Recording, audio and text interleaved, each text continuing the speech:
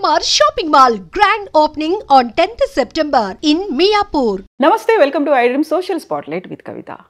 ఇటీవల రిలీజ్ అయినటువంటి ఒక సినిమా డైరెక్టర్ థియేటర్లో తన సినిమా చూడడానికి 10 మంది కూడా రాలేదంటూ బోరున ఏడుస్తూ తన చెప్పుతో తానే కొట్టుకున్నాడు. యాక్చువల్గా ఇలాంటి ఇన్సిడెంట్స్ అనేవి ఈ మధ్య కాలంలో చిన్న సినిమాలకు సంబంధించి ఎందుకని జరుగుతున్నాయి? ప్రమోషన్స్లో ఫెయిల్ అవుతున్నారా, రివ్యూస్ బాగా రావట్లేదా, లేకపోతే థియేటర్స్కి ప్రేక్షకులు వెళ్ళలేకపోతున్నారా? మనం ఒకవైపు పాన్ ఇండియా మూవీస్ అనుకుంటున్నాము, లేకుంటే రికార్డ్ కలెక్షన్స్ అనుకుంటున్నాము, అన్ని రికార్డ్స్ని బ్రేక్ చేసింది అనేటువంటి వార్తలు చూస్తూ చిన్న సినిమాల గురించి ఇలాంటి ఒక ప్యాథటిక్ సిచ్యువేషన్ అనేది ఎందుకు కనిపిస్తోంది? మనతో పాటుగా ఉన్నారు తమ్మారెడ్డి భరద్వాజ గారు. సార్ నమస్తే. సార్, మన గతంలో ప్రతిసారి పెద్ద సినిమా చిన్న సినిమా అనుకున్నప్పుడు చిన్న సినిమాకి ప్రేక్షకులు రావట్లేదు, థియేటర్ల దాకా రావట్లేదు, బోల్డంతా ఖర్చు పెడుతున్నారు, అక్కడ కష్ట నష్టాలు, వీటన్నిటి గురించి మాట్లాడుకున్నాం. బట్ ఒక డైరెక్టర్ తన సినిమాకి ఎవరు రాలేదు, రివ్యూస్ మాత్రం చాలా బాగున్నాయి, బట్ ప్రేక్షకులు రావట్లేదు, ఎందుకని తనని తను అంత హింసించుకొని బాధపడ్డాడు? 50 ఏళ్ళ నుంచి చూస్తున్నామమ్మా. చాలామంది నా సినిమాలకు కూడా, అంటే మేము కొత్తగా వచ్చినప్పుడు సినిమా తీసే ప్రతి డైరెక్టరు ప్రాణం పెట్టే తీస్తాడు. అంటే ఆ సినిమా బాగుండొచ్చు, బాగోపోవచ్చు, ఆ సినిమా నేను చూడలేదు, నాకు తెలియదు. ఆ సినిమా కాదు, ఏ సినిమా అయినా తీసిన సినిమా మీకు నచ్చకపోవచ్చు, నాకు మాత్రం నేను ప్రాణం పెట్టి తీసినట్టే ఉంటుంది. నేను ఇది అంటే అందులో చిన్న సినిమాలు పర్టికులర్గా ఏమవుతుందంటే మొత్తం పెళ్ళం పుస్తితో సహా ఇంట్లో ఉన్న ఆస్తి అంతా పెట్టి సినిమా తీస్తారు. ప్లస్ టైం కూడా అట్లాగే వేరే ఉండదు కాబట్టి ఫినాన్షియల్, ఇప్పుడు పెద్ద డైరెక్టర్లు ప్రాణం పెట్టే తీస్తారు, బట్ వాళ్ళకి ఫినాన్షియల్గా బాగుంటారు కాబట్టి సండేలు హాలిడేస్ ఎంజాయ్ చేస్తూ ఉంటారు. వీళ్ళకి అది ఉండదు, ఈవినింగ్ లైఫ్లో ఎటువంటి ఇంకొనడానికి ఛాన్స్ లేదు. ఈ జీవితం అంతా సినిమా రిలీజ్ అయ్యి ఆడితే బాగుండు అనేది లైఫ్ వస్తుందని ఆశతో ఉంటారు. ఇప్పుడు ఈయన 10 మంది వచ్చారు, ఈయన చాలా అదృష్టవంతుడు. చాలామంది నోషోలు పడుతున్నాయి. ఈవెన్ పెద్ద సినిమాలు మీరు చెప్పే రికార్డ్ బ్రేక్ కలెక్షన్లు చేస్తున్న సినిమాలు కూడా నోషోలు పడుతున్నాయి ఇప్పుడు.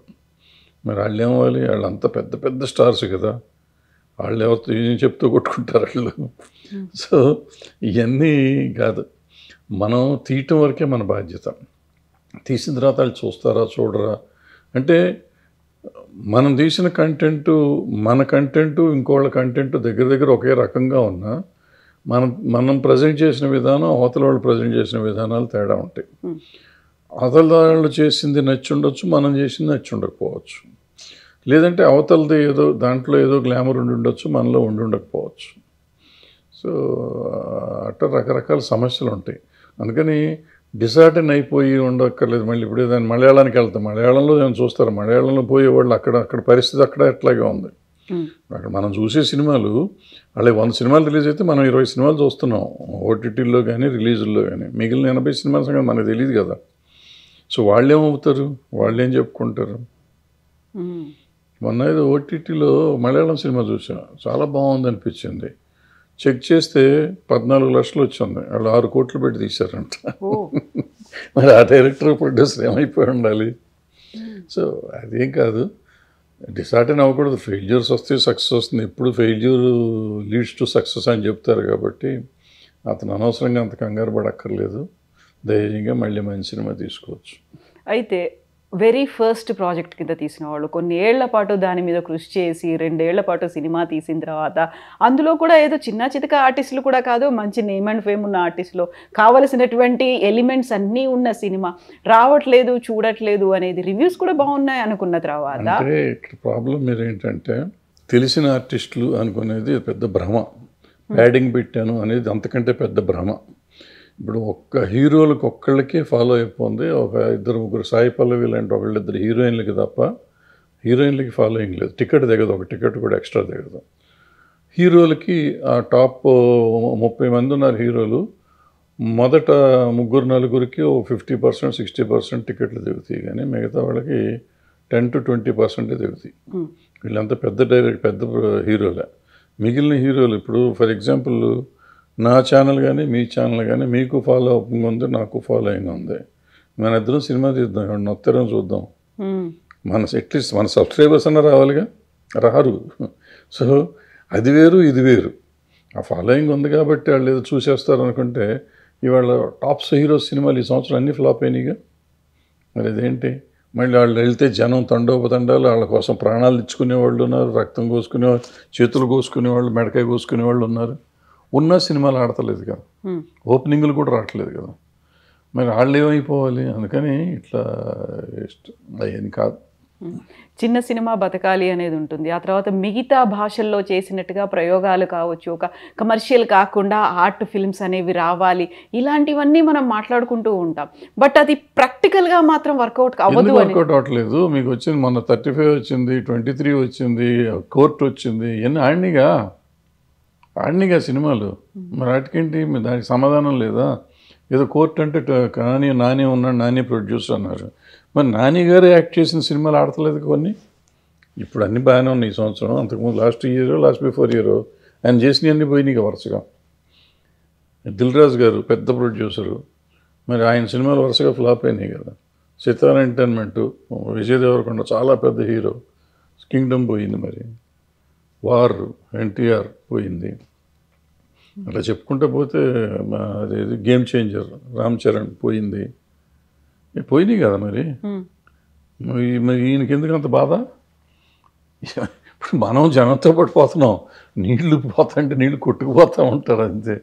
మరి నిలదొక్కుని వెనక్కి రావాలి, ఎదురు స్విమ్ చేసి వస్తున్నారు వాళ్ళంతా. అందుకే నిలబడి మళ్ళీ హీరోలు వాళ్ళు మళ్ళీ నెక్స్ట్ సినిమాలు చేస్తున్నారు, మళ్ళీ అదే క్రేజ్ తెచ్చుకుంటున్నారు, నిలబడుతున్నారు. అది చెయ్యాలి తప్ప నేను చెప్తూ కొట్టుకుంటా చెప్పుకుంటాం, అది కరెక్ట్ కాదు. సో ప్రమోషన్స్లో భాగంగా వీళ్ళు చేస్తున్నటువంటి క్యాంపెయిన్లు కావచ్చు, ఇస్తున్నటువంటి ప్రసంగాలు కావచ్చు, అవి బూమరాంగ్ అవుతున్నాయి అనేటువంటి అనాలిసిస్లు కూడా వినిపిస్తున్నాయి. అవును, డెఫినెట్గా. అంటే ఎప్పుడు మనం సినిమా తీస్తాం, మనం ప్రేక్షకుల ఆదరణ ఒక రకంగా చెప్పాలంటే వాళ్ళు దయచేసి మన సినిమా చూడాలి. వాళ్ళు డబ్బులు పెట్టి చూస్తారు. సో మన మీద ఎంతో కొంత జాలో, దయ, క్షమ ఇటువంటివి ఉండాలి. వాళ్ళని మనం ఛాలెంజ్ చేయటం, నేను చించేసా, పొడిచేసా, చూడు నువ్వు ఈ సినిమాతో అంత చేస్తాం ఇండస్ట్రీది, ఎవరు చూస్తారు? లేకపోతే నేను కష్టపడ్డాను, నువ్వు చూడండి, నువ్వు ఎవరు పడతావు? నీ కోసం పడుతున్నావు, నా కోసం పడతలేదు కదా. నేనెందుకు చూడాలి? నువ్వు కష్టపడితే నేను చూడాలని రూల్ ఎక్కడుంది? చూడలేదు అనే పదం వాడకూడదు. చూస్తారు, వాళ్ళకి నచ్చితే చూస్తారు. మరి ఇప్పుడు నేను చెప్పిన సినిమాలను చూశారుగా, అట్లాగే చూస్తారు ఇవి కూడా. అంతేగాని ఊరికి మనం ఇంకో ట్రాక్ మాట్లాడకూడదు. సక్సెస్ అంటే దానికి యాక్చువల్గా ఇచ్చే మీనింగ్ ఏంటి సార్? జనాలు ప్రేక్షకులు వచ్చి చూడడమా, లేకుంటే కమర్షియల్ హిట్ అవ్వడమా, రివ్యూస్ బాగుండడమా? రివ్యూస్ అనేది అసలు పట్టించుకోకూడదమ్మా. రివ్యూస్ని నమ్మకూడదు కూడా నా ఉద్దేశంలో. నేను ఎవరిని నమ్మొద్దు అంటాను. ఎందుకంటే రివ్యూ అనేది ఒక ఇండివిజువల్. ఇప్పుడు క్రిటికల్ రివ్యూస్ ఎక్కడ పెద్దగా లేవు, అది ఒక్కళ్ళిద్దరు తప్ప క్రిటికల్ రివ్యూ చేయరు. ఏదో దానికి వాళ్ళ ఆలోచన విధానం ప్రకారం రాస్తారు తప్ప అది లేదు. బట్ జనం చూసిన సినిమాలే గొప్ప సినిమాల కింద లెక్క, కమర్షియల్గా వచ్చిన సినిమాలే. ఇప్పుడు నేను చెప్పిన సినిమాలన్నీ మరి డబ్బులు బాగా వచ్చినాయి. బలగం దగ్గర నుంచి లెక్కేసుకుంటాను. బలగం దగ్గరే కాదు, చాలా సినిమాలు ఉన్నాయి చెప్పుకుంటాం, పేర్లు గుర్తుండి సాగు. కానీ జాతిరత్నాలు ఎవరున్నారు? ప్రొడ్యూసర్ అంటారు. మరి అదే ప్రొడ్యూసర్ వేరే సినిమాలు తీసినప్పుడు ఎన్ని ఫ్లాప్ అవ్వలేదు? సో ప్రొడ్యూసరు, హీరోను, డైరెక్టరు ఇవన్నీ బోగస్. ఆ సినిమాలో దమ్ము ఉంటే ఆడుతుంది, దమ్ము లేకపోతే. ఇప్పుడు మన నరసింహ ఉంది, మరి మహావతార్ నరసింహ మళ్ళీ ₹1,00,00,000 మొత్తం భారతదేశం అంతా కలిసి ₹1,00,00,000 తోపినైంది. 300 కోట్లు చేసింది. ఇప్పుడు ఇంకా ఆడతాను, ఇంకా ఫుల్ పోతాను. మరి ఆయన 100 ముందు రోజు చూసి ఆయన ఆత్మహత్య చేసుకుంటా అన్నాడా? అనలేదు కదా. ఇప్పుడు యాక్చువల్గా సినిమా చూడ్డానికి మా థియేటర్కి రావాలి అంటే ఎందుకు వస్తారు, ఎందుకు చూడాలి సార్? యాక్చువల్గా ఏముంటే అట్రాక్ట్ చేస్తుంది అంటారు? ఏమీ లేదు. ఇప్పుడు మీరు తీసే కంటెంట్ నన్ను అట్రాక్ట్ చేయాలి, కామన్ ఆడియన్ని. సింపుల్ అమ్మ, ఒకటే. ఒక సినిమా మనం తీస్తున్నాం, ఇప్పుడు అందరం ప్రాణం పెట్టే తీస్తాం. ప్రాణం పెట్టే తీయటం వేరు, సినిమా చూడటం వేరు. సినిమా చూడటం మనం డబ్బులు ఖర్చు పెట్టి చూస్తాం. ఇక్కడ ఏంటంటే మనం ఏదో అనుకునేది. ఇప్పుడు ఫర్ ఎగ్జాంపుల్ కోర్టు ఆడింది కాబట్టి నేను కోర్టు నాని కంటే నేను డబ్బు ఉన్నవాడిని ప్రొడ్యూసర్గా, నా డైరెక్టర్ వాళ్ళ డైరెక్టర్ కంటే గొప్ప డైరెక్టర్, నా ఆర్టిస్టులు అంతకంటే గొప్ప ఆర్టిస్టులు, నేను అంతకంటే బాగా తీస్తాను కోర్టు అని ఇంకో కోర్టు లాంటి సినిమా తీశాను. ఆల్రెడీ కోర్టు చూశారు, ఎందుకు చూస్తారు ఈ సినిమా? ఇప్పుడు ఆ సినిమా అయిపోయినా ఆయన కోర్టులాగా తీశాను నేను, నాకంటే బాగా తీశాను, నన్ను చూడలేదు, ఎందుకు చూస్తారు? కోర్టు చూసాం ఆల్రెడీ, ఇంకా నీ కోర్టు చూడాల్సిన అవసరం నాకు లేదు. ఇప్పుడు ఇది జాలీ ఎల్ఎల్బి తీశాడు 1, సేమ్ థింగ్స్ జాలీ ఎల్ఎల్బి 2 కూడా తీశాడు వేరే హీరోని పెట్టుకుని. ఇప్పుడు హిట్ 1, హిట్ 2, హిట్ 3 చేశారు, 3 హీరోలను పెట్టి. సిమిలర్ కంటెంట్ అయినా ఒక కంటెంట్ దానికి ఒక సీక్వెల్లో ఏదో పెట్టుకుని ఏదో వేరు కథలు చెప్పుకుంటూ అలాంటి జోనర్లో కొంతమంది తీస్తున్నారు, అది వేరు. దానిలాగా చేయటం ఇంకోటి వేరు. అదేంటంటే ఆ ప్రొడ్యూసరు, ఆ డైరెక్టరు ఉండే ఇది దాని మీద ఆ కంటెంట్ అతను బాగా ప్రజెంట్ చేస్తాడు కాబట్టి మనం ఇంకోసారి వెళ్తాం. ఇప్పుడు నాలాంటి డైరెక్టరు అంతకుముందు సక్సెస్ ఫెయిల్యూర్లు ఉన్నాయి కాబట్టి ఇప్పుడు నేను సడన్గా వచ్చి కోర్టు చూసి, నేను చిన్న సినిమాలు తీసాను, కోర్టు చూసి లేకపోతే బలగం చూసి నేను బలగం లాంటిది తీశాను అంటే, నువ్వు బలగం చూసాం కదరా బాబు, నాకెందుకంటే కోర్టులాగా తీసాను ఎందుకు, ఆల్రెడీ నువ్వు ఫ్లాపులు తీసినావు, మళ్ళీ ఒక ఫ్లాప్ ఇస్తావు అంటారు అనుకుంటారు, రారు. వీటన్నిటికంటే నేను ఒక కొత్త కంటెంట్, ఫ్రెష్ కంటెంట్ తీసుకొస్తున్నాను, ఎవరూ చూడండి. అంటే అట్లీస్ట్ ఇప్పుడు మన జనరేషన్, ఇప్పుడు నేనంటే నా జనరేషన్, మీరైతే మీ జనరేషన్, ఆ పిల్లడైతే ఆ పిల్లడి జనరేషను, మా జనరేషన్లో చూడని సినిమా నేను కథ ఒకటి తీసుకొస్తున్నాను, కొత్తగా ప్రజెంట్ చేస్తున్నాను. అది ప్రోమోను ఇంకోటి వచ్చినప్పుడు, టీజర్ వచ్చినప్పుడు చూస్తే అవ్వాలి. ఇప్పుడు అదే ఇందాక మొదలెట్టింది అక్కడెక్కడంటే, చూస్తానికి వెళ్ళినప్పుడు ఈ సినిమా చూస్తాను. ఇప్పుడు నేను అన్న మొత్తం ప్రాణం పెట్టి సినిమా తీస్తాను. నేను ప్రాణం పెట్టే సినిమా ఎవరో తీస్తే ప్రాణం పెట్టి నువ్వు చూస్తావా? నేను ప్రతిఘటనను ఒక సినిమా తీశాను, నేను ప్రాణం పెట్టే తీసా, మొత్తం ఆస్తులన్నీ పెట్టి తీసా, షో క్యాన్సిల్ అయింది, బాగా డిసప్పాయింట్మెంట్ ఉండింది, బాగా తీసాం అనుకున్నాం, బట్ జనానికి నచ్చలా. మనం ప్రజెంట్ చేసిన విధానం తప్పు ఉండొచ్చు, ఏదో తప్పు ఉండొచ్చు, మన తప్పు ఉంది. ఆ తర్వాత చేయలే, 14 ఏళ్ళు 13 ఏళ్ళు అయిపోయింది. సో డిసార్డర్ అనే కూర్చుంటే ఏమొస్తుంది, ఏం రాదు. అయితే ఆ తీసేటప్పుడు మా అల్లుడు చెప్పాడు, ఎందుకు తీస్తున్నామా ఈ సినిమా అని అడిగాడు నన్ను. చూస్తారు ఇది బ్రహ్మాండమైన కంటెంట్ అని నేను చెప్పాను. సో తీసినాక నా కష్టాలు నేను పడ్డాను, రిలీజ్ చేశాను, మొత్తం పోయింది, ఉన్నది ఉంచుకున్నది పోయింది అనుకోండి. ఆ తీసే రోజు మా అల్లుడు అడిగిన లెక్క ప్రకారం నేను ఆలోచించి, నేనైతే ఈ సినిమా చూస్తాను అని ఆలోచించుంటే ఆ రోజు నాకు జ్ఞానోదయం అయ్యి ఉండేది. అది ఆలోచించాల. ఇప్పుడు అదే ప్రతిఘటన మీరు తీసి నేను థియేటర్ టికెట్ కొనుక్కొని వెళ్తానా? వెళ్ళేవాడిని కాదు డెఫినెట్గా. అదే కాస్టింగ్తో అంతకంటే మీరు ఇంకా బాగా తీసినా కూడా నేను వెళ్ళేవాడిని కాదు, unless mouth spread, talk spread అయ్యి బాగుంటుంది తప్ప. సో ఎక్కడంటే ఆ రోజు నేను ప్రొడ్యూసర్గా నా కంటెంట్ ముందు రిలీజ్ చేసేటప్పటికి ఆడియన్స్ థియేటర్కి రప్పించుకునే పరిస్థితి లేదు, అందుకే నో షోలు పడ్డాయి, మార్నింగ్ షో. సో అది లేకపోవటం వల్ల ఇబ్బంది పడతాం. ఆ సినిమాకి ఇప్పుడు మీరు చెప్పిన దీనికి రామోజీరావు గారి ప్రతిఘటన సెన్సేషనల్ హిట్ అది. సో మళ్ళీ ఒక ప్రతిఘటన తీస్తున్నామంటే అంతకంటే గొప్ప కంటెంట్ లాగానే కనపడి ఉండాలి, ఎవరికి కనపడలే. మనం వచ్చిన ప్రమోషన్ కానీ అది కానీ, పాపం చార్మి ప్రమోషన్ విపరీతంగా చేసింది, అయినా కానీ వర్కౌట్ అవ్వాలి మనకి. ఇప్పుడు ఇతను తీశాడు బార్బరిక్కుడు, త్రిబాణధారి బార్బరిక్ ఏదో తీశాడు.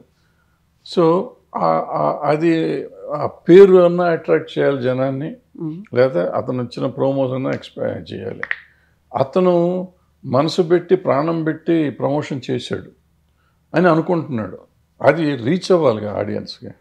ఇప్పుడు ఒక ఎక్స్ హీరో, నెంబర్ 1 హీరో చేశాడు, ఆయన ఏమీ చేయక్కర్లా, బొమ్మ కూడా రిలీజ్ చేయక్కర్లా, అతని కోసం అతని ఫ్యాన్స్ దాన్ని ప్రమోట్ చేసుకుంటుంటారు, లక్షల ఫ్యాన్స్ ఉంటారు. మనకి ఎవరు ఉండరు, మనకు 10 మంది కూడా ఉండరు మన నమ్మేవాళ్ళు. సో ఎవరు చెప్తారు, ఎందుకు వైరల్ అవుతుంది మనది? ఇప్పుడు అతనిది ఏదో సాంగ్ వైరల్ అయింది అంటాడు, సాంగ్ వైరల్ అయింది, సాంగ్ బ్రహ్మాండంగా ఉంది, వైరల్ అయింది, కానీ ఇది ఎందుకు వైరల్ అవుతుంది? ఈ సినిమా ఇప్పుడు ఇందాక మనం చెప్పినట్టు మనకి సబ్స్క్రైబర్స్ ఉన్నారు, సినిమా తీస్తే వాళ్ళు వస్తారా? గతంలో సాంగ్ నిది వైరల్ అయింది, ఈ సినిమాకి ఎందుకు రావాలి? నువ్వు అలాంటి సాంగ్ లవ్ స్టోరీ తీసుంటే ఏమో వచ్చేవారేమో, ఎందుకంటే నువ్వు దాంట్లో ప్రూవ్ చేసుకున్నావు, ఆ సాంగ్లో నువ్వు బ్రహ్మాండంగా తీయగలవు, మ్యూజికల్ సెన్స్ ఉంది, ప్రజెంటేషన్ సెన్స్ ఉంది అనే జనానికి తెలుసు. సో దాన్ని క్యాష్ చేసుకుని నువ్వు ఇంకో సినిమా అట్లాంటి లవ్ స్టోరీ లాంటిది ఏదైనా తీసుంటే ఏమో అదరగొట్టేసేదాం, చించేసేదేమో మనకు తెలియదు. అది వదిలిపెట్టి వేరే జోనర్లోకి వచ్చారు. వేరే జోనర్లోకి వచ్చేటప్పటికి ఆ జోనరు జనానికి ఎక్కే పరిస్థితి ఉందో లేదో ముందు అసలు రిలీజ్ అయింది చాలామందికి తెలియదు. మా హోటల్లో ఊరికి సినిమాల గురించి మాట్లాడే వాళ్ళకన్నా తెలియాలి కదా, వాళ్ళకి కూడా తెలియని పరిస్థితి ఉంది. ఆ టైటిల్ మొన్న పోస్టర్, అది కూడా ఇంగ్లీష్లో ఏదో పోస్టర్ ఉంది, బార్బర్ ఏదో, అది ఏదో ఉంది. అది మనకు సంబంధం లేని మ్యాటర్ అన్నట్టుగా వెళ్ళిపోయాం చూసుకుంటే పోస్టర్. మన సినిమా కాదులే అని ఒక ఫీల్. సో ఎప్పుడు ఆడియన్ని అట్రాక్ట్ చేయడం అనేది ఇంపార్టెంట్. ఈ సినిమా కాదు, ఇది ఇతని సినిమాని కాదు, ఇతను పాపం అతను సిన్సియర్గా చేసాడు, అతని కష్టం అవుతుంది. కానీ ఎవరం చేసినా కూడా రోజు పోస్టర్లో వారానికి 6-7 అంటిస్తారమ్మా. ఇప్పుడు పద్మాలయ స్టూడియో రోడ్లో వెళ్తా అంటే కొత్త సినిమాలు 6-7 సినిమాలు అంటిస్తారు. ఒక్క పోస్టర్ అన్నీ కొత్తగా ఉంటాయి, ఫ్రెష్గా ఉంటాయి. కానీ ఏదైనా చూసి సినిమా చూడాలనిపించే పోస్టర్ ఉండాలిగా, టైటిల్ చూసి సినిమా చూడాలనిపించాలిగా, ఒక యూఎస్పీ అనేది ఉండాలిగా. అది లేదు. సో నేను చెప్పేది ఏంటంటే, ఎవరైనా సినిమా తీసే ప్రొడ్యూసర్ కానీ, డైరెక్టర్ కానీ, యాక్టర్ కానీ, ఈ సినిమా నేను టికెట్ పెట్టి చూడగలనా, వేరే వాళ్ళు చేస్తే చూస్తారు అనే ధైర్యం ఉంటే యాక్టర్ యాక్ట్ చేయాలి, డైరెక్టర్ డైరెక్ట్ చేయాలి, ప్రొడ్యూసర్ సినిమా ప్రొడ్యూస్ చేయాలి. అది చూసి ఈ కథ ఎవరు చూస్తారో నీకు అనుమానం వచ్చిందంటే అయిపోయింది, చచ్చిపోయింది, నీ చేతిలోనే ఫెయిల్యూర్ స్టార్ట్ అయిపోయింది. ఇప్పుడు హార్ట్ అండ్ సోల్ అనేది పెట్టి ఫుల్ ఫ్లెడ్జ్డ్గా డెడికేటెడ్గా ఒక సినిమా తీసిన తర్వాత తీసినటువంటి మొట్టమొదటి సినిమానే పోయింది అంటే, సరే రెండో సినిమా కోసం మళ్ళీ ఎంత కష్టపడి చేద్దాం అనుకున్నా కానీ ఫస్ట్ సినిమా ఇంపాక్ట్ అయితే ఉంటుంది. అది హిట్ కాలేదు కదా, అది ఫ్లాప్ కదా. అవన్నీ ఉండవు అని అవసరం. అవన్నీ ఇప్పుడు హార్ట్ అండ్ సోల్ పెట్టకుండా ఎవరు సినిమా తీస్తారు అంటే, కొంతమందికి నాలెడ్జ్ లేక ఏదో ఆవేశంతో తీసినా ప్రాణం పెట్టే తీస్తారు. నాకు తెలిసిన టెక్నాలజీ, ఇప్పుడు నీకు కొంత టెక్నాలజీ తెలుసు కాబట్టి నువ్వు హార్ట్ అండ్ సోల్ పెట్టావు, నాకు తెలిసిన టెక్నాలజీకి నేను హార్ట్ అండ్ సోల్ పెడతా. హార్ట్ అండ్ సోల్ డబ్బులు కూడా పెడతాం, మొత్తం పెట్టేస్తాం, తీస్తాం.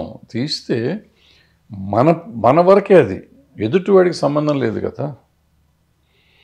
ఇప్పుడు రాజమౌళి గారు లేకపోతే త్రివిక్రమ్ శ్రీనివాస్ గారు ఇంకోళ్ళు పెద్ద ఈ డైరెక్టర్లు అతను బెంగళూరు అతను వీళ్ళు ఎవరైనా తీస్తే వాళ్ళకు వచ్చిన పాపులారిటీకి మనం బాగా ఒక బానిసత్వంలో పెరిగిన వాళ్ళం కదా. మనం హీరోలకి కాదు, బ్రిటిష్ సామ్రాజ్యం కానీ మొఘల్ సామ్రాజ్యం కానీ ఎవరో వాళ్ళ కింద బతికి మనం ఇంకా రాజులు కాలం నుంచి ఉండి అయ్యో పాపం వాళ్ళు కష్టపడ్డారండి, రాజుగారు రోడ్డు మీదకి వచ్చారండి, రాజుగారు వచ్చి కూర్చున్నారండి, మనతో భోంచేస్తున్నారండి, రాజు మన ఎక్స్ప్లాయిట్ చేసి తింటున్నాడు అనేది లేదు. మన పక్కన కూర్చొని ఆ రోజు తిన్నాడు, ఆయన అవసరం ఏముందో మనతో భోంచేసాడు, దాంతో ఆయన దేవుడు అనుకుంటాం. సో ఆ బానిసత్వ పోకడలు ఇంకా మనకి పోక ఈ ఫ్యాన్ఫేర్ అని చెప్పి వాళ్ళకి ఇదైపోయి అబ్బాయి ఎంత కష్టపడ్డారు 3 ఏళ్ళు. అదే 3 ఏళ్ళు మరి ఇతను కష్టపడ్డాడుగా, అతను 2.5 సంవత్సరాలు 3 సంవత్సరాలు కష్టపడ్డాడు. మరి నిజంగా అతను అడిగినట్టు 30 మంది అడిగాడు పాపం, 10 మంది కాదు 30 మంది రావచ్చు కదా అని అడిగాడు. నిజంగా ఇల్లు ఉండొచ్చు కదా. వాళ్ళకేమో అమ్మో 3 ఏళ్ళు 4 ఏళ్ళు కష్టపడ్డారు మనం వెళ్ళాలని చెప్పి థియేటర్ 3,000 టికెట్ అని 4,000 టికెట్ అని వెళ్ళారు కదా. ఇతను మళ్ళీ 150 రూపాయల టికెట్ కదా, 30 మంది వెళ్ళొచ్చు కదా. వెళ్ళా అంటే ఏదైనా content is the king. Content వాళ్ళకి నచ్చాలి. కంటెంట్ ఈజ్ ద కింగ్ అంటే కంటెంట్ మన పాయింట్ ఆఫ్ వ్యూలో బ్రహ్మాండమైన కంటెంట్ అది. బట్ ఎదుటివాడి పాయింట్ ఆఫ్ వ్యూలో ఎదుటివాడిని అట్రాక్ట్ చేసిందా లేదా, వాడి ఇది ఎక్స్పెక్టేషన్ కూడా కాదు, వాడి దీన్ని క్యాచ్ చేసామా లేదా, వాడి అటెన్షన్ క్యాచ్ చేసామా లేదా, అవతల వాడి అటెన్షన్ క్యాచ్ చేసే ప్రోమో నువ్వు పెట్టగలిగితే ఉంటుంది. ఇప్పుడు ఈ సోకాల్డ్ ఫ్లాప్ సినిమాలు అన్నీ ఉన్నాయి కదా పెద్ద హీరోలు, వాళ్ళకి బ్రహ్మాండం ప్రోమో అంటారు. బ్రహ్మాండం అయితే ఓపెనింగ్లు రాకుండా ఉండవు. ఏమవుతుంది, వీళ్ళంతా కమర్షియల్ సినిమాలు 3 రోజుల కోసం సినిమాలు తీస్తున్నారు. ఆ 3 రోజుల కోసం ఆ యాక్షన్ సీన్లు, కొట్టుకోటాలు, రక్తపాతం, మంచి పంచ్ డైలాగులు వేసుకుని చేస్తున్నారు కాబట్టి ఓపెనింగ్ వస్తుంది అనుకుని చేస్తున్నారు. అది 3 రోజులకి వాళ్ళు ఎయిమింగ్ 3 డేసే. వీళ్ళు ఎయిమింగ్ 3 డేస్ కాదు, వీళ్ళు 1 ఇయర్కి గేమ్ చేయాలి. ఇప్పుడు కోర్టులాగా 4-5 వారాలన్నా ఆడాలి, లేకపోతే ఇప్పుడు నరసింహలాగా ఆడాలి, ఆ సినిమా ఆడాలి. అట్లా ఆలోచించుకొని తీయాలి సినిమా. మనకు వాళ్ళకి వచ్చింది కదా, 400 కోట్లు వస్తే మనకు 2 కోట్లు వస్తే చాలు, మనం ఖర్చు పెట్టింది వస్తే చాలు అనుకోకూడదు. మనం బాహుబలిని కొట్టాలి, మనం త్రిపుల్ ఆర్ని కొట్టాలి, మనం పుష్పాన్ని కొట్టాలి. ఆ రేంజ్కి ఆలోచించి తీయాలి సినిమా. ఎక్స్టర్నల్ ఫ్యాక్టర్స్ ఏముంటాయంటారు ఇలా ఒక ఫిల్మ్కి వెళ్ళకపోవడం అనేది? ఏముండే ఎక్స్టర్నల్ ఫ్యాక్టర్స్ ఏమో టికెట్ రేట్ ఎక్కువ, ట్రాఫిక్ ఎక్కువ, we cannot afford that rate.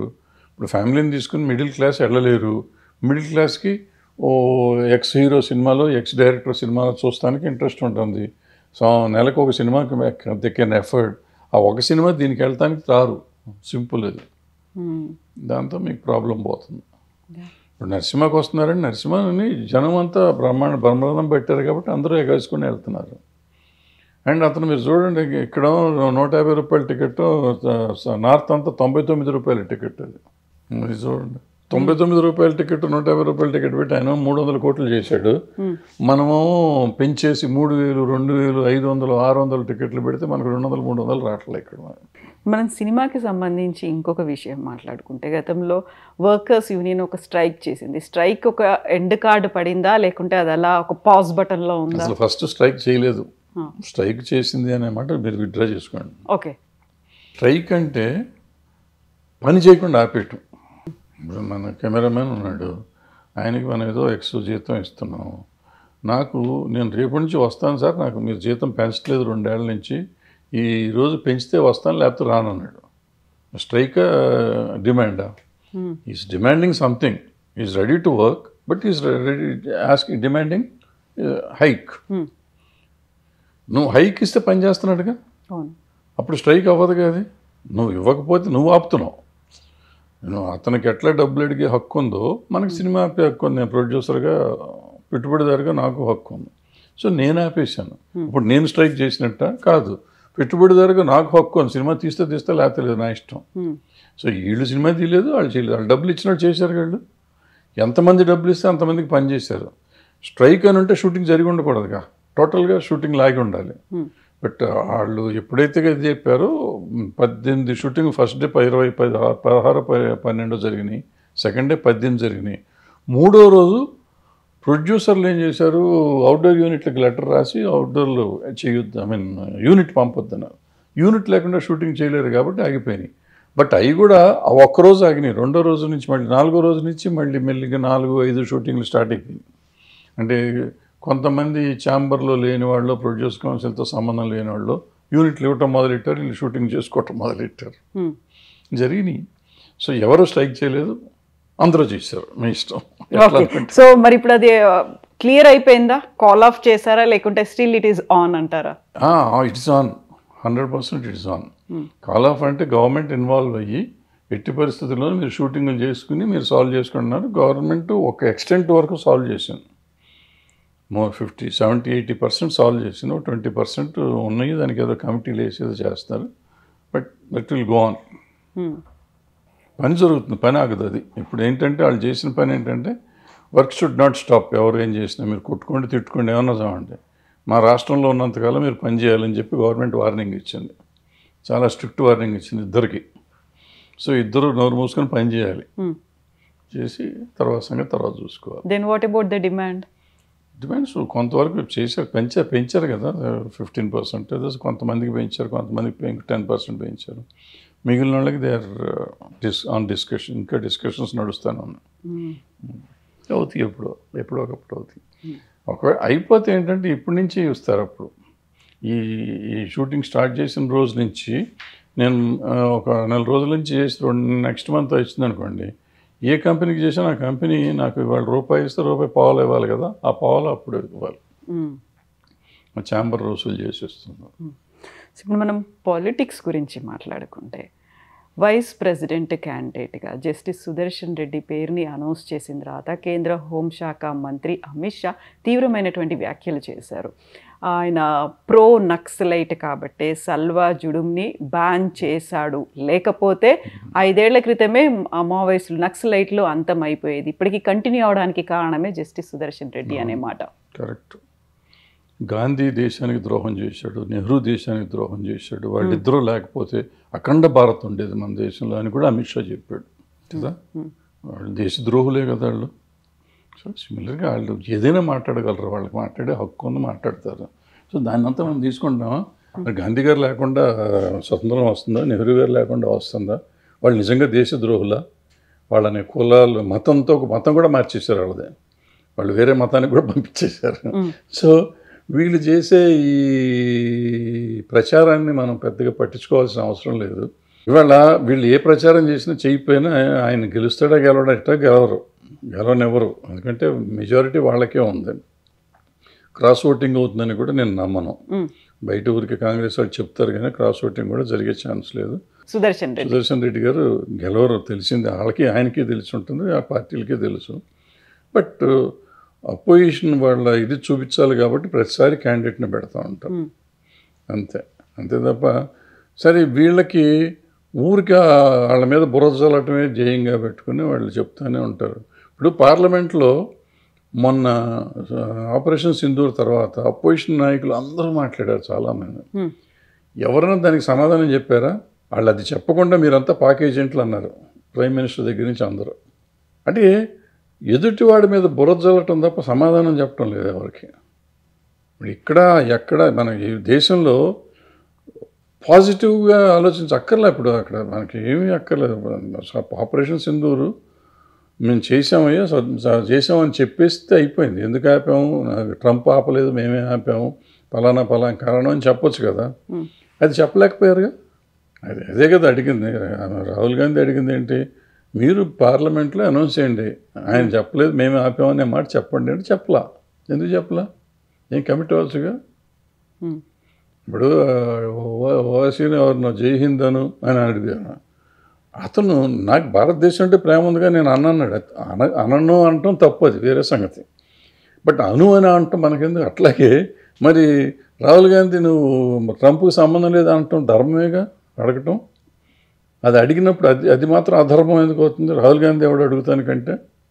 ఇప్పుడు నువ్వెవరో నన్ను ఏం చెప్పాలో మాట్లాడటానికి, నా దేశభక్తిని పరీక్షించడానికి నువ్వెవరు? నీకేం హక్కు ఉంది? నీకెంత హక్కు ఉందో నాకు అంతే హక్కు ఉంది. నీకు ప్రశ్నించే హక్కు ఉంటే నాకు ప్రశ్నించే హక్కు ఉంటుంది. నీకు ఒక్కడికే హక్కు ఎందుకు ఉంటుంది, నాకెందుకు ఉండదు? సో ఈ ప్రభుత్వం వచ్చిన కాడి నుంచి నెగిటివ్ థింకింగ్లో జనంలో పెంచేశారు, పెరిగిపోయింది. దాన్ని ఇప్పుడు అంటే ఇవన్నీ ఇది టెలికాస్ట్ చేస్తే ఇప్పుడు రేపు నన్ను కూడా దేశద్రోహిగా ముద్రేస్తారేమో. వేసుకున్నారు కానీ ఇది రైట్ డైరెక్షన్లో వెళ్ళటల్లా.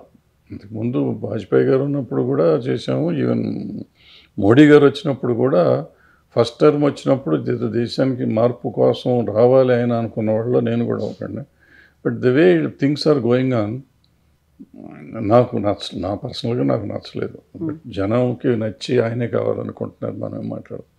మీరు కూడా ప్రో నక్సలైటా, అర్బన్ నక్సలా? మీరు ఏదైనా అనుకోవచ్చు. నక్సలే అనుకోదు, మళ్ళీ అర్బను ప్రో ఇవన్నీ ఎందుకు? నేనే నక్సలైట్ని అనుకోరాదు. ఇప్పుడు ఏం పోయింది? మా అయితే అరెస్ట్ చేస్తారు లేదా కాల్చేస్తారు, అంతే కదా. ఈ పెద్ద ప్రాబ్లం లేదు.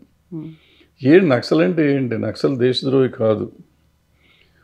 వాళ్ళు నమ్మిన సిద్ధాంతం దేశం బాగుండాలి అనుకున్నారు, వాళ్ళు ప్రజలు బాగుండాలనుకున్నారు. అయితే తుపాకీ కొట్టడం ద్వారా స్వతంత్రం వస్తున్నారు. ఇప్పుడు గాంధీ అప్పుడు కూడా భగత్ సింగ్ గారు ఇంకో రకంగా తుపాకీ పట్టుకొని చేశాడు. ఆయన నక్సలైటా? ఆ రోజుకి నక్సలిజం లేదు కానీ, బట్ ఆయన తుపాకీ పట్టుకుని వచ్చాడు. ఉద్దమ్ సింగ్ తుపాకీ పట్టాడు. వీళ్ళంతా తుపాకీ పట్టుకున్న వాళ్ళంతా ఇలా అల్లూరి సీతారామరాజు తుపాకీ పట్టాడు. వీళ్ళంతా దేశద్రోహులా? వీళ్ళంతా నక్సలైట్లు ఆ రోజున కాదుగా. వాళ్ళు కూడా ఆలోచన విధానం ఏంటి? ఇవాళ ఆ నక్సలైట్లు అనేవాళ్ళు ఇవాళ రాంగ్ రూట్లో ఉన్నారా ఇంకో రూట్లో ఉన్నారా పక్కన పెడితే, బట్ ఆలోచన విధానం ఏంటంటే సమసమాజం కావాలి, ప్రతి మనిషి బాగుండాలి, అందరూ బాగుండాలి. అందరూ బాగుండాలి అనుకునేవాడు దేశద్రోహి ఎట్ట అవుతాడు? నాకు అర్థం కాల. అయితే నా తుపాకీ పట్టుకుని వీళ్ళంతమందిని చంపేయటం అనేది దుర్మార్గం. అది నిజంగా దుర్మార్గమే.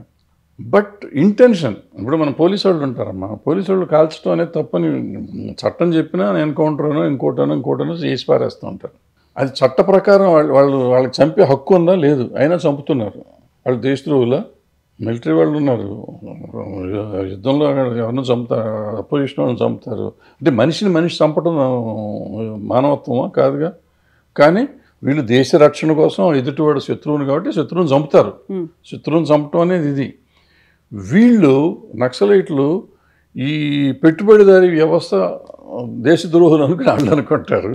ఈ యువతరాళ్ళు వాళ్ళు తుపాకీ పట్టుకుని వచ్చి మా మీద యుద్ధం చేయడం తప్పని వీళ్ళు అనుకుంటున్నారు. ఎవరు రైట్ ఎవరు తప్పు అంటే డెఫినెట్గా డెమోక్రసీలో ఓట్లు ఇదే తప్పు, వాళ్ళే తప్పు, నక్సలైట్లే తప్పు. కొంతవరకు వాళ్ళకి ఇదున్నా కానీ దానికి ఒక పద్ధతి ఉంటుంది, ఇది ఉంటుంది అంతే తప్ప ల్యాండ్ మైన్స్ పెట్టి దొరికినట్టు పోలీసులు they are doing their duty చేసే వాళ్ళని చంపటం. సల్వాజుడం అప్పుడు అంతమందిని చంపేశారు, అది అన్యాయంగా. చిన్న చిన్న పిల్లలు చచ్చిపోయారు, ఆ రోజు 300 మంది చచ్చిపోయారు. దుర్మార్గం అది.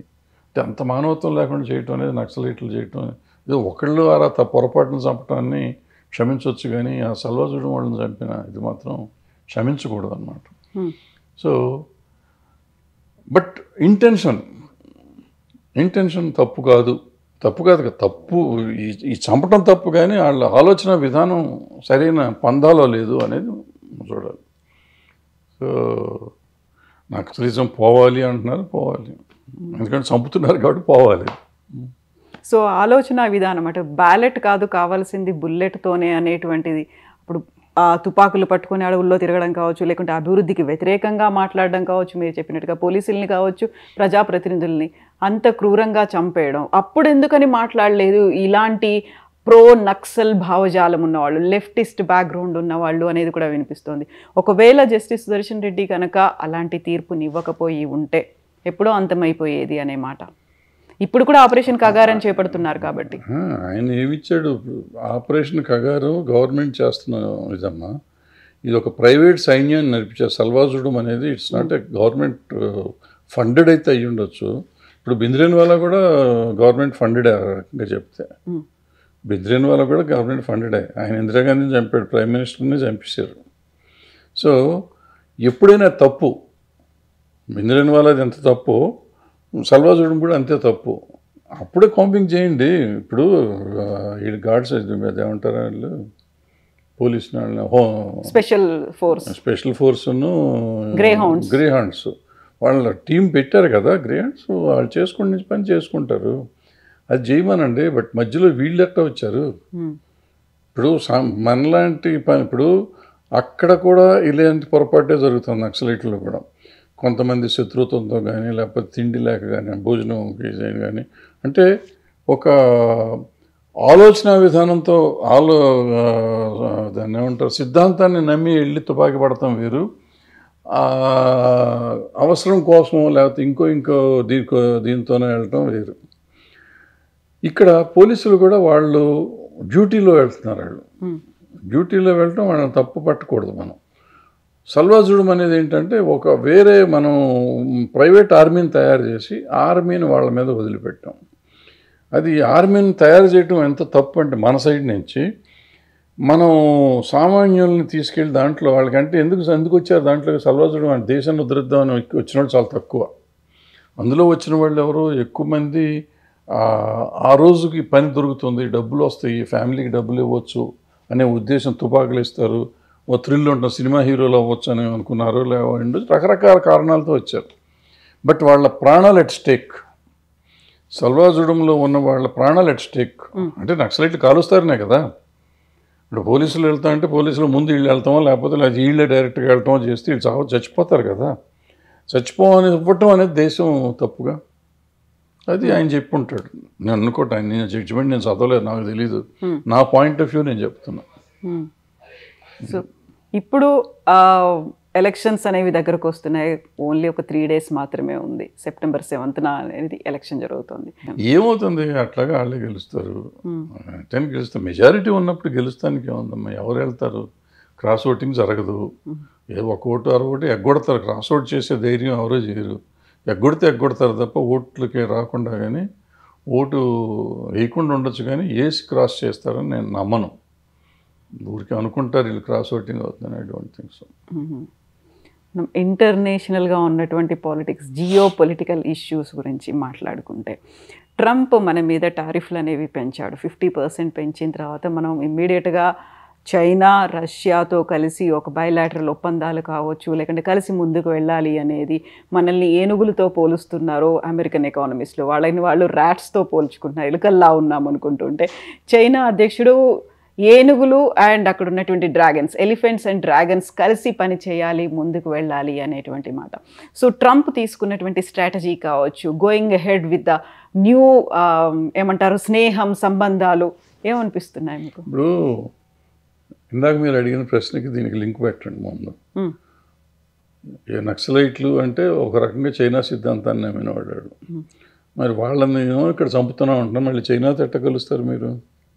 మొన్నటిదాకా పాకిస్తాన్ వచ్చినప్పుడు మన యుద్ధం చేసినప్పుడు చైనా వాళ్ళు చేస్తున్నారు ఇదంతా, వాళ్ళే వెనకాల ఉన్నారు అన్నాం, వాళ్ళ వస్తువులు కొనొద్దన్నాం, వాళ్ళని బాయ్కాట్ చేయమన్నాం, చైనాని ఇక్కడి నుంచి ఎడగొడదాం అన్నాం.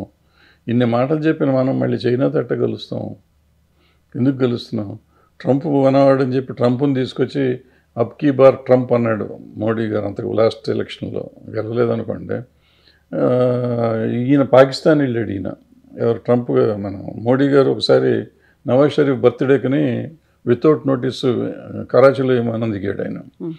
సో మనం ఇంటర్నేషనల్ ఏదో మనం ఆయన అంబాసిడర్ ఫర్ ఇంటర్నేషనల్లో దీన్ని అఫేర్స్ అన్నట్టుగా మోడీ గారు తిరుగుతూ ఉంటారు. ఏది నమ్మాలి ఏది నమ్మక్కర్లేదు మనం, ఏది కరెక్ట్ ఏది తప్పు అంటే డబుల్ స్టాండర్డ్స్ మనకు అయిపోతున్నాయి. ఇక్కడేమో నక్సలైట్లు కమ్యూనిస్టులు అనే వాళ్ళని చంపేయాలి, కమ్యూనిస్ట్ ఉండకూడదు దేశంలో అంటారు. అక్కడేమో కమ్యూనిస్ట్ దేశాలు మాజీ కమ్యూనిస్టులైన సోవియట్ రష్యా కానీ ప్రజెంట్ కమ్యూనిస్టులైన చైనాతో కానీ మనం కలుస్తూ ఉంటాం. నక్సలైట్ల మీద కదా ఎజెండా అనేది. కమ్యూనిస్టులే కదమ్మా, నక్సలైట్ అనేది వేరే పార్టీ కాదు. నక్సలైట్లు కమ్యూనిస్ట్ పార్టీ, మార్క్సిస్ట్ లెనినిస్ట్ ఏదో ఉంటుంది దాంట్లో, మావోయిస్టో ఏదో ఉంటుంది కదా. వాళ్ళు ఎప్పుడైనా కమ్యూనిస్ట్ కాదన్నారా? మేము కమ్యూనిస్టులం కాదు, మాది వేరే పార్టీ అని ఎవరైనా చెప్పారు మీకు? చెప్పలేదు కదా. సో మనకి స్టాండర్డ్ లేదు, ఆలోచన విధానం లేదు.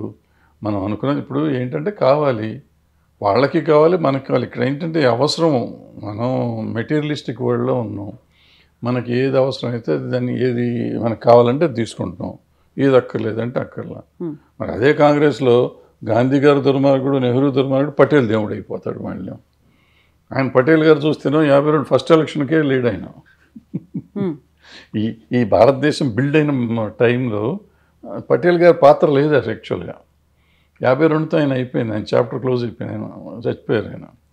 మరి ఆయన దేవుడు అని చెప్తున్నాం. మరి అంటే ఇప్పుడు ఈ 70 ఏళ్ళు కాంగ్రెస్ చేసిందంత అన్యాయం అయితే, అన్యాయం చేసిందో చేయలేదో పక్కన పెడితే ఈ డెవలప్మెంట్ అంతా ఎక్కడిది? ఇవాళ ఈ పరిస్థితికి చేసి 15 ఏళ్లలోనే వచ్చిందా? ఈ మోడీ గారు వచ్చిన 12 ఏళ్లలోనే భారతదేశం మారిందా? అంతకుముందు చరిత్ర లేదు అసలు మనకి. అంతకుముందు అసలు ఎక్కడ ఉండేవాళ్ళం? బ్రిటిష్ వాళ్ళు వెళ్ళిపోయినప్పుడు మన పరిస్థితి ఏంటి, మన దేశంలో పౌరుడి పరిస్థితి ఏంటి? 2014లో ఈ గవర్నమెంట్ వచ్చేటప్పటికి మన పరిస్థితి ఏంటి ఆలోచించాలి కదా. వాట్ ఎవర్ డెవలప్మెంట్, బ్రహ్మాండం వాళ్ళు దేవుళ్ళు అని నేను అన్నాను. సో ఎప్పుడూ చేస్తారు. ఇప్పుడు ఇళ్ళు చాలా మంచి పని. ఇప్పుడు ట్రాన్స్పోర్టేషన్ బ్రహ్మాండంగా చేశారు వీళ్ళు వచ్చినాక. మరి ఆ రోడ్స్ కానీ కొన్ని పనులు వీళ్ళు బ్రహ్మాండంగా చేశారు, చేయలేదని అన్నా. అంటే వాళ్ళు చేశారు. మనం ఏమనాలంటే ఎవరినైనా మంచి చేసింది మంచి అని ఒప్పుకునే పరిస్థితి ఉండాలి. ఎంతసేపు ఎదుటివాడిని దుర్మార్గుని చేసి మనం కవర్ చేసుకుంటానికి ప్రయత్నం చేయటం అనేది తప్పు. అది ఇప్పుడున్న నాయకులు అందరూ చేస్తున్నారు, అన్ని పార్టీలు. ఆంధ్రలో చూడండి, ఆంధ్రాలో కూడా అదే పరిస్థితి నడుస్తుంది, ఇక్కడ అదే పరిస్థితి నడుస్తుంది. ఏదో ఎంతసేపు గతం వాళ్ళని తిట్టుకుంటూ పోవటం, వాళ్ళని తిట్టుకుంటే వీళ్ళని ఎవరు అడగరు కదా. నువ్వేం చేస్తున్నావయ్యా అంటే వాడేం చేశాడండి, గతంలో నాశనం చేశాడు. గతం సంగతి ఆడు నాశనం చేశాడే కదా, ఆయన పంపించేసాం మేము వాళ్ళని పంపించి మిమ్మల్ని తీసుకొచ్చింది ఎందుకు? వాళ్ళు నాశనం చేశారని నువ్వు మళ్ళీ అదే స్టోరీ మాకు చెప్తావు ఎందుకు? ఎలక్షన్ ముందు నువ్వు ఏదే చెప్పేవాడు దుర్మార్గుడు, నేను నమ్మి ఓటేసాం, నువ్వు వచ్చావు, ఇంకా వాడు దుర్మార్గుడు అని చెప్పలేదు. నువ్వు చేస్తానన్నా చెయ్యి, నువ్వు ఎందుకు చేయలేదంటే ఆడు దుర్మార్గుడు కాబట్టి ఇప్పుడు చేయట్లేదు, అప్పుడు దుర్మార్గం చేస్తే ఇప్పుడు ఎందుకు చేయట్లేదు? సో ఇప్పుడు తీసుకుంటున్నటువంటి స్నేహ సంబంధాలు కావచ్చు, సరికొత్తగా అవుతున్నటువంటి బయలాటరల్ ఒప్పందాలు భవిష్యత్తు ఎలా ఉంటుంది అనుకుంటున్నారు? బాగుంటుంది, ఏముంటుంది, బాగానే ఉంటుంది, బ్రహ్మాండంగా ఉంటుంది. మన ప్రోగ్రెస్ ఎవరున్నా ఎవరు పోయినా ఎవరు వచ్చినా ఆగదు, జరుగుతూనే ఉంటుంది, ముందుకు వెళ్తూనే ఉంటుంది. ఈ జనాభా పెరుగుతూనే ఉంటారు, డెవలప్మెంటా లేకపోతే చెడిపోతున్నామా అనేది మనకు తెలియదు. కానీ మన లైఫ్ ఆఫ్ లివింగ్ స్టాండర్డ్స్ అయితే పెరిగినాయి. కొంతకాలం రష్యాతో బాగున్నాము, వాళ్ళు కాంగ్రెస్ ఉన్నప్పుడు రష్యాతో వీళ్ళంతా కాంగ్రెస్ సెయిల్ అవుతున్నప్పుడు బీజేపీ తిట్టింది. మరి ఇప్పుడు రష్యాతోనూ చైనాతోనూ మనం మళ్ళీ సెయిల్ అవుతున్నాము. సో ఇప్పుడు వాళ్ళు సామ్రాజ్యవాదం అంటున్నారు కాంగ్రెస్, అమెరికా సామ్రాజ్యవాదం అని మొదటి నుంచి చెప్తానే ఉన్నాం కదా మనం. అది అప్పుడు కాంగ్రెస్ వాళ్ళు అదే చెప్పారు, వీళ్ళు అదే చెప్పారు. సో మన అవసరాలకి మనం మారుతూ ఉంటాం. బట్ ఆల్ సైడ్ అంటే ఎవరు ఏమి చెప్పినా చెప్పకపోయినా ఏం జరిగినా జరగకపోయినా ఒక డెవలప్మెంట్ అనేది వస్తూనే ఉంటుంది, ఏదో ఒక రకంగా జరుగుతూ ఉంటుంది, అది ఆగదు. ట్రంప్ వాళ్ళు ఉంటాడు, రేపు పోతాడు, మళ్ళీ ఇంకో ఆల్రెడీ సంవత్సరం అయిపోతుంది, ఇంకో 3 ఏళ్ళు అయితే ఆయన పోతాడు, ఇంకోటి ఎవడో వస్తాడు. అప్పుడు సిస్టమ్ అప్పుడు మారితే మళ్ళీ మనం పార్టీ మారుస్తాం. మామూలే కదా ఇవన్నీ. సో పెద్ద పడుచుకోక్కర్లేదు. సో భారతదేశానికి సంబంధించి ఇప్పుడు మనం సరికొత్త ఒక కూటమిలాగా ఏర్పాటు అవుతోంది అనేటువంటి భావన, అనాలిసిస్లు ఇవన్నీ కనిపిస్తున్నాయి. గతంలో ఇంతలా కనిపించలేదు రష్యా, చైనా అనేది భారత్తో ఉండడం అనేది. అందులోనూ అమెరికా టారిఫ్లు పెంచిన తర్వాత మనం లొంగుతాము అనుకుంటే లొంగలేదు. But we are emerging as super power. ఒక ఏషియన్ కంట్రీస్లో 3-ముగ్గురు కలిస్తే అనేటువంటి సరికొత్త వార్తలు కూడా వినిపిస్తున్నాయి ఇప్పుడు. అదే మన పబ్లిసిటీను ప్రమోషన్స్, ఇందాక సినిమాల ప్రమోషన్స్ అనుకున్నట్టు ప్రమోషన్. ఆఫ్రికాలో చిన్న దేశం ఆయన ఎవరో ఉన్నాడు, బంగారం ఇవ్వకపోతే చంపేస్తానంటే తిరగబడ్డాడు. అతనికంటే గొప్పవాళ్ళం మనం. ఆ దేశం వాళ్ళు మొత్తం అమెరికా నుంచి ఒక బాంబు వేస్తే దేశమే నాశనం అయిపోతుంది. మన హైదరాబాద్ అంత ఉండే దేశం అది.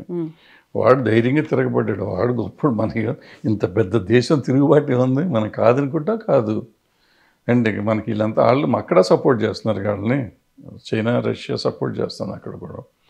సో వాళ్ళ సపోర్ట్ తర్వాత వచ్చింది, ముందే అతను తిరగబడ్డాడు ఒంటరిగా. 20 మన అంత బెదిరించలేదు ట్రంప్. వాళ్ళకి 48 అవర్స్లో నువ్వు ఉంటావా సస్తావా అనే లెవెల్లో బెదిరించాడు. బంగారం ఇస్తావా సస్తావా అని, ఏదో పాతకాలం డెకాయిట్లు బెదిరించినట్టు బెదిరించాడు. మరి అతను తిరగబడ్డాడు కదా, దేశాన్ని కాపాడుకున్నాడు కదా, కాపాడుకుంటున్నాడు కదా. సో ఎవరైనా నాయకుడు అతని బాధ్యత, మనకు నాయకుడిగా మనం ఎన్నుకున్నాక ఆయన దేశాన్ని కాపాడుతాం అనేది బాధ్యత. అంటే అతను ఒక్క డెసిషన్ తీసుకుంటాడా, క్యాబినెట్ తీసుకుంటుందా, మిలిటరీ కలిసి తీసుకుంటుందా అనేది నాకు తెలియదు, మనకు అంత విజ్ఞానం లేదు. బట్ ఆ కలెక్టివ్గా దేశాన్ని కాపాడుకోవటం క్యాబినెట్ బాధ్యత.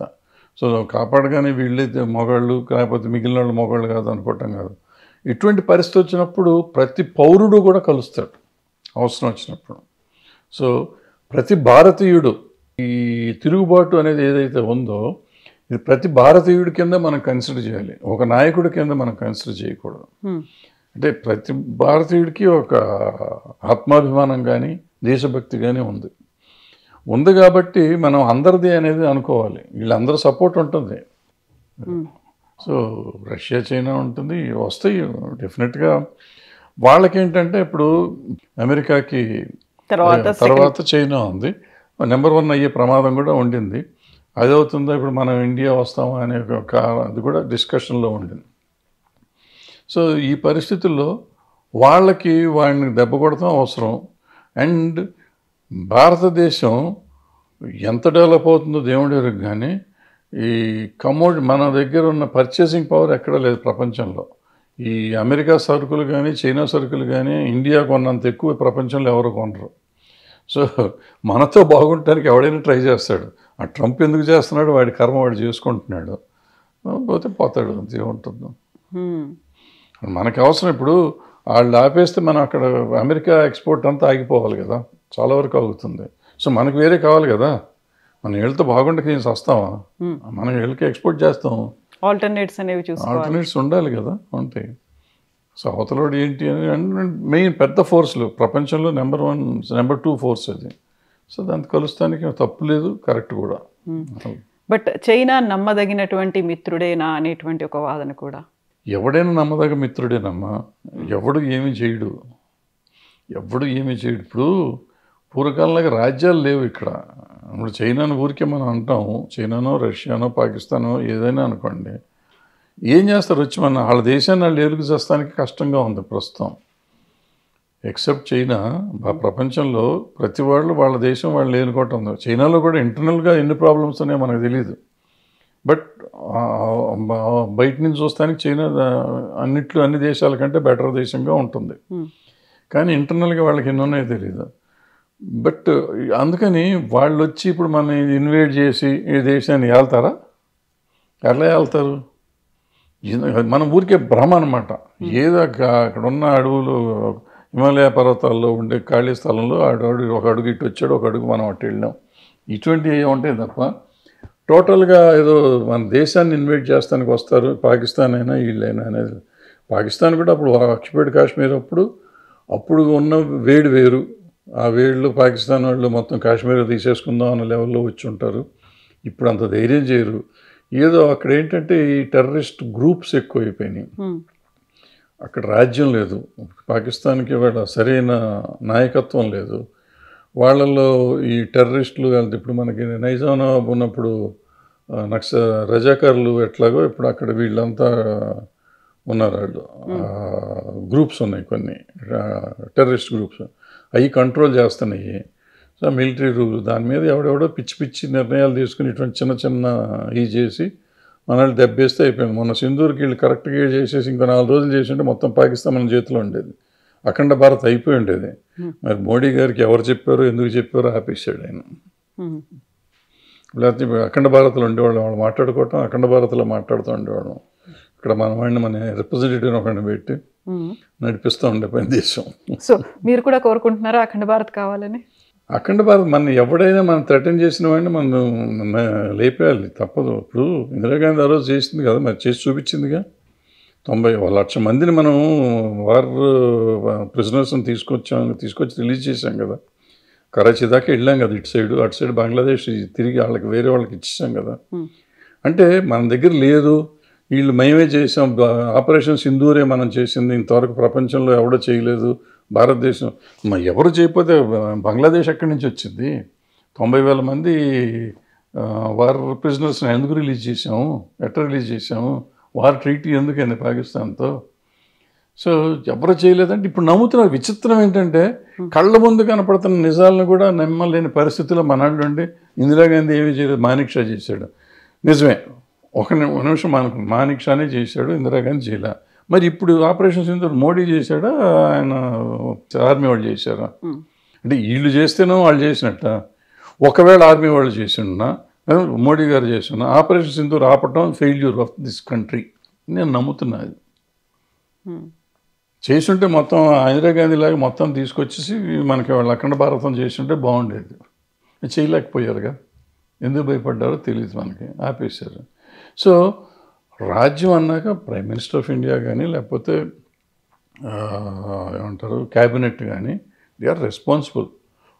వేరియస్ రీజన్స్ ఉంటాయి. ఇప్పుడు మనకు నేను అన్న ఆవేశంతో ఉన్న రీజన్ ఉండగా వాళ్ళకి ఏదో ఒక ఆలోచన ఉండి ఉంటుంది, ఎందుకు ఆపేశారో తెలియదు వాళ్ళు, బట్ ఏదో ఒక ఆలోచనతో ఆపేసి ఉంటారు వాళ్ళు.